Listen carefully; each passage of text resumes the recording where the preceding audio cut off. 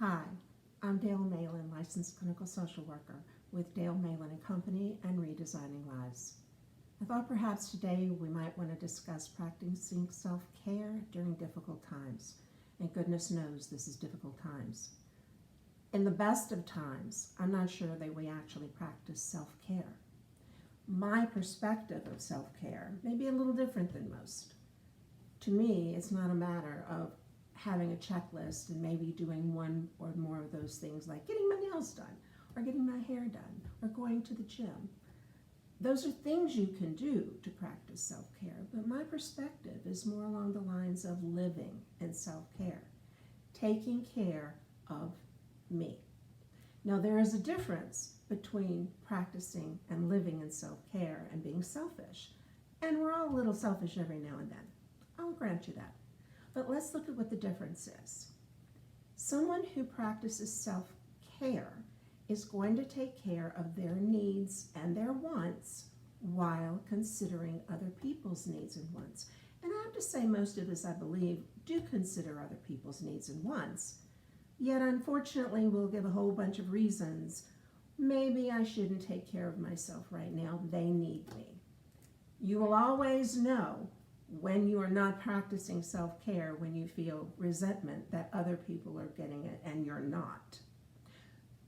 The difference between practicing self-care and being selfish is this.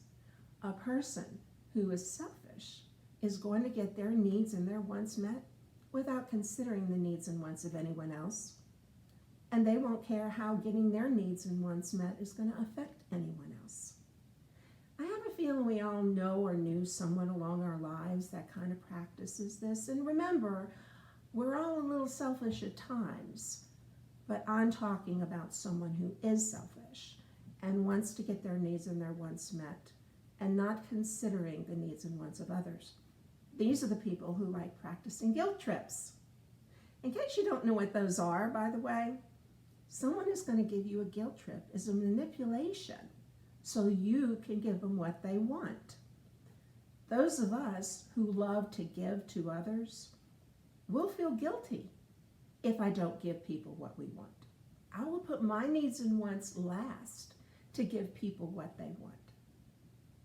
And if it's from guilt, I want you to ask yourself this question. Am I really doing anything wrong by my standards? Am I saying no because I don't want to go with them to a horror movie and they're upset or they're disappointed? Am I saying no and that's wrong? Not by my standards. And why? Because of this. My needs and wants are as important as other people's needs and wants. I'm not claiming they're more, but I am stating they're not less. So when I am going to consider what other people want, I also want to ask myself, do I want to do this? Don't I want to do this? Am I willing to do this? Am I willing not to do this? I'm willing to do this, but I'm right in the middle of doing something. Would you mind if we go ahead and do that later? I'm considering in my mind what I want, and I'm also considering in my mind what they want. And the idea of self-care is that we practice taking care of each other. What is it that you want today? What is it that I want today? And see if we can renegotiate that. Now, I'm speaking an awful lot about wants, but what about needs? And needs are very important. Let me give you an example. Let's say I'm a pitcher, and I love giving. I love sharing. That's wonderful. I love it. But I'm this glass pitcher, and I have a crack in my pitcher. What do I do first? Many of you are going to say, well, fix the crack. Yeah, well, I can't fix the crack until I do something first. I need to stop giving. Now, these people over here that you keep giving to, they may not be really happy that you're stopping giving to them while you're taking care of this need. And that's understandable because they're not getting what they want anymore. But right now, I have a need, and my need is to fix my crack. What's going to happen if I don't fix my crack? What's going to happen if I don't take care of my need? That is going to shatter my glass pitcher, and I will be resentful. Let me state this. Taking care of a need, fixing the crack, is not only not selfish, it's actually selfless.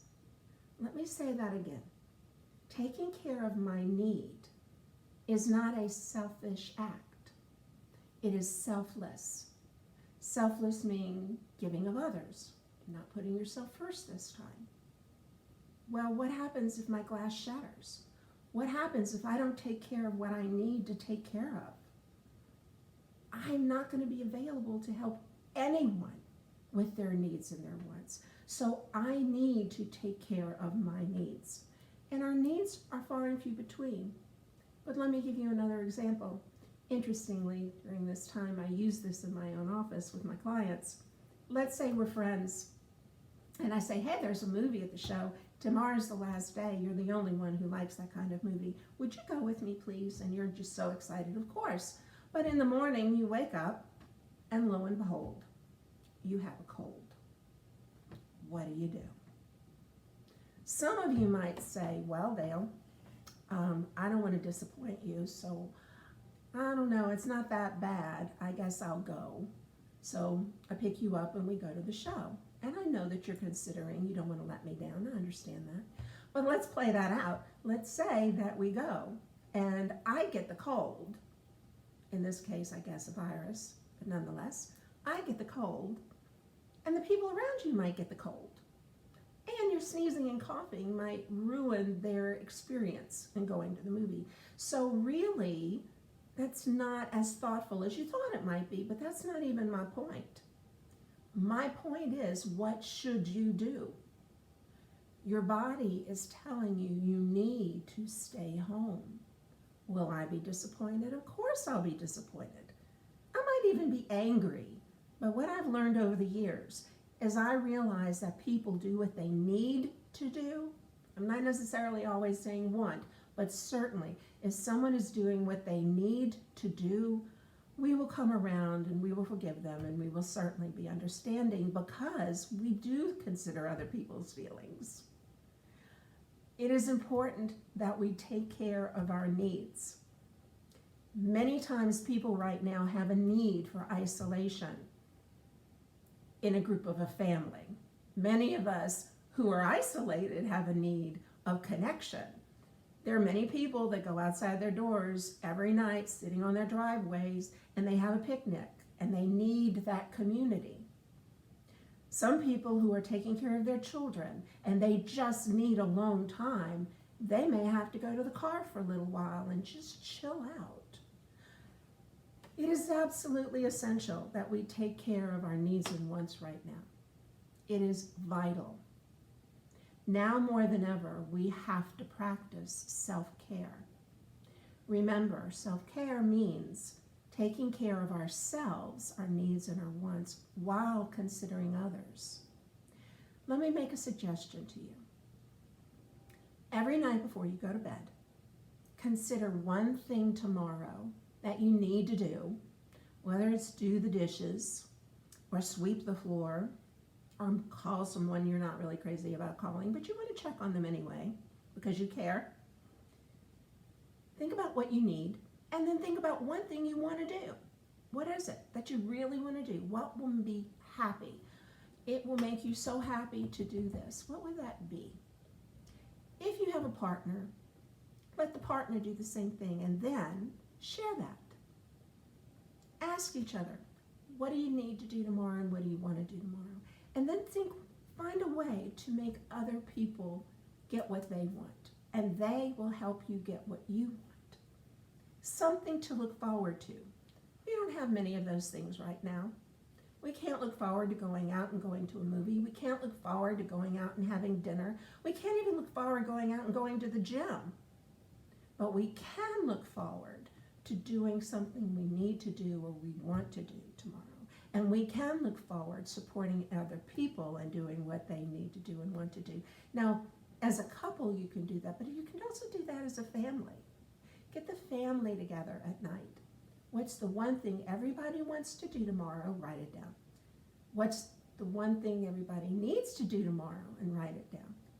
And then see if everybody can support everybody else in making that one thing happen individually. And what is the family one thing we need to do tomorrow? And as a family, what is one thing we want to do tomorrow? That could be fun and exciting.